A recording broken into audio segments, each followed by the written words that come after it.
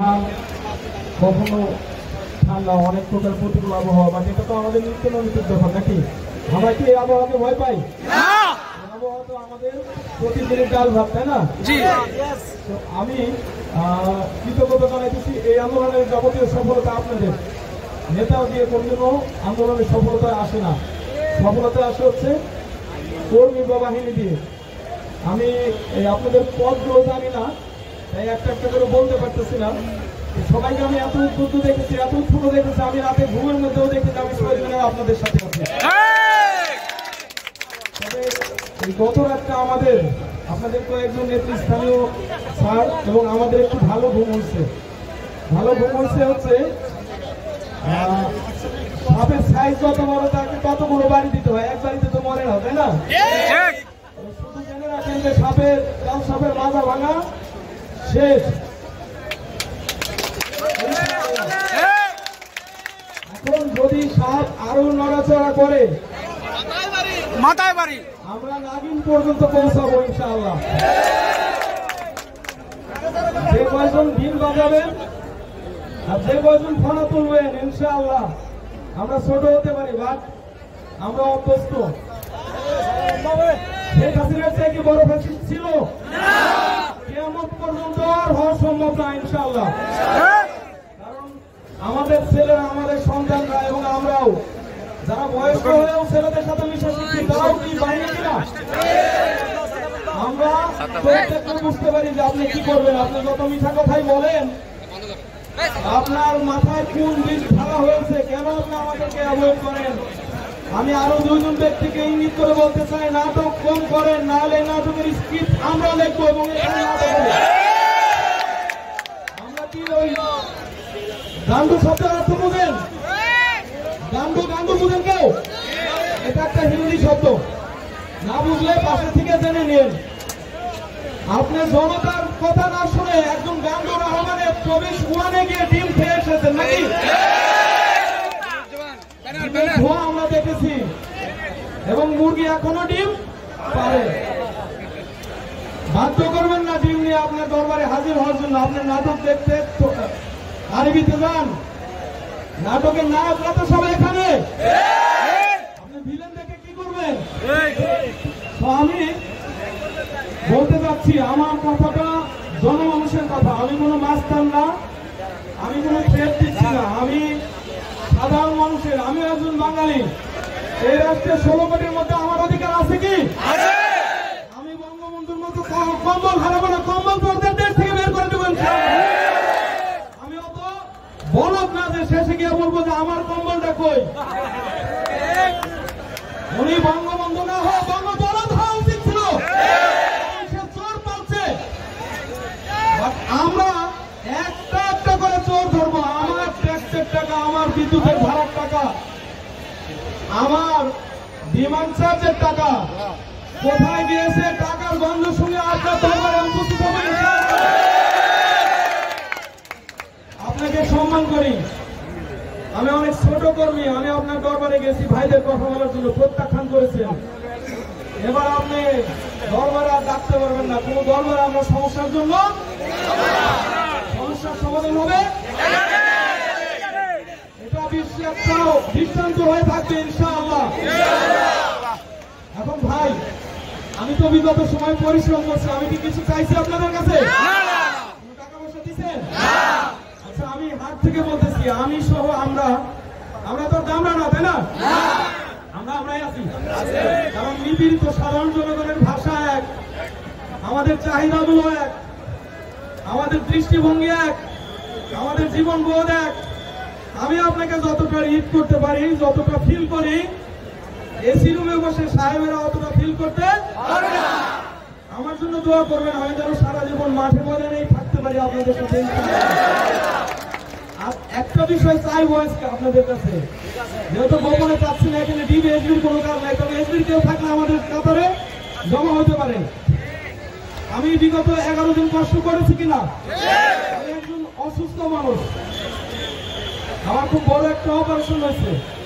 অপারেশনটা 24-এর কৃতিফল। আমরা কৃতিত্ব নিতে চাই না, তাই বিস্তারিত বলি নাই। বাট আমি আমার সব ভাইকে একত্রে পাবো এখানে। কি করি? ওযু করি। আচ্ছা, আজকে আমি যেটা চাইবো সেটা হলো আমরা কি ইসলামে একটা যুদ্ধ হয়েছিল যেখানে যুদ্ধে যাওয়ার আগে ব্রাশ করেছিল, দাঁত ব্রাশ করেছিল মিসওয়াক। আমরা জানি ইসলামের ইতিহাস। আজকে আমি যেটা করতে চাচ্ছি এটা সারা পৃথিবীতে উদাহরণ হয়ে থাকবে যদি আপনারা আমার সাথে একমত হন। কথা দিচ্ছেন?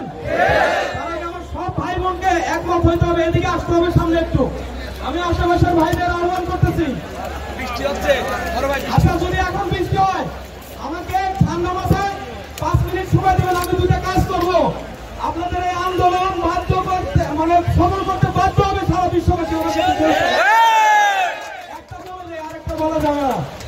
একটা হচ্ছে একটু ঘোষণা দেই, আমার খুব খাহেশ, খুব ইচ্ছা আমরা 5 টাকা 2 টাকা 1 টাকা করে চাঁদা দিয়ে গরু কিনে এখানে জিয়াফত করবো। হিন্দু ভাইদের জন্য ফাঁসি থাকবে, সমস্যা নাই। একটু বলে জিয়াফত কিসে আমরা 40-এর জন্য তো অত সময় পাবো না।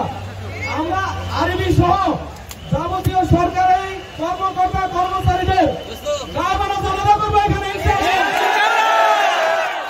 আমি কি ভালো ব্যক্তির নাম বলছি?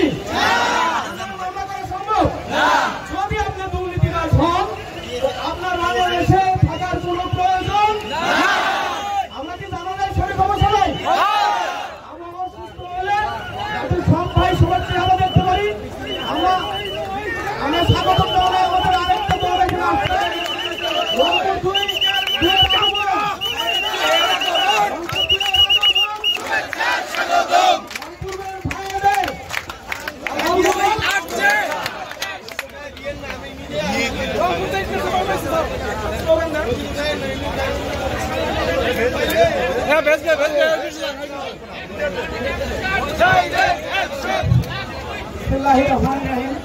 আসসালামু আলাইকুম ওয়া রাহমাতুল্লাহ।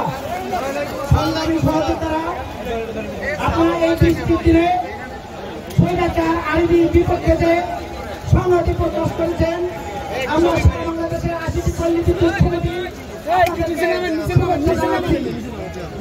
আজকে এখানে দাঁড়িয়েছি।